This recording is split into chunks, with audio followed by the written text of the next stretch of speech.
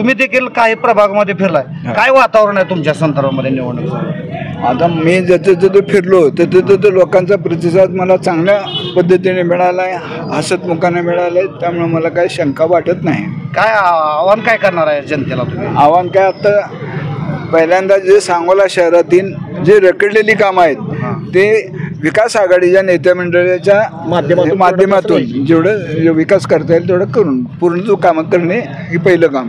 त्यानंतर नवीन कामं आणण्यासाठी त्यांच्याकडं नगरपालिकेच्या पद्धतीनं ठराव करून मांडण्यात येतील. ते ठराव करून वरती जाऊन त्यांनी मंजूर करून आणायचे. आणि त्यासाठी आपल्याला आमदार आपले आहेत, वरती पालकमंत्री जयभाऊ गोरे आहेत, त्यानंतर देवेंद्र फडणवीस साहेब वरती मदत करण्यासाठी आहेत. त्यामुळे काय अडचण येतील असं मला वाटत नाही. सबस्क्राईब करा, लाईक करा, शेअर करा. आपल्या हक्काचं आपलं न्यूज.